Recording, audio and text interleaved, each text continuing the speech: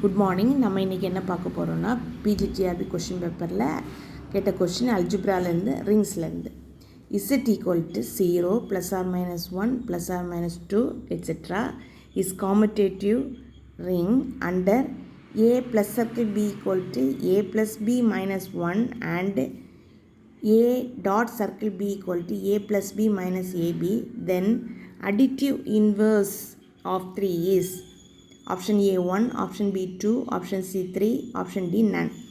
இப்போது இதில் என்ன கேட்டிருக்குன்னா அடிட்டிவ் இன்வர்ஸ்.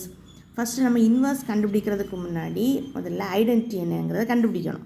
இப்போ ஐடென்டிட்டிக்கான ஃபார்மில் A plus circle E equal to A.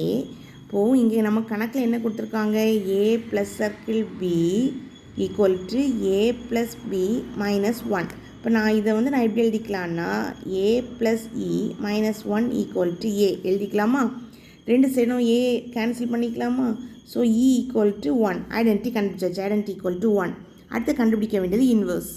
Inverse ஃபார்மில் A plus circle A inverse equal to E. So A plus A inverse minus 1 equal to E. இந்த ஃபார்மில் அப்படி நான் போட்டிருக்கிறேன். அடுத்து பார்த்தீங்கன்னா இக்கு வேல்யூ தெரியும் 1.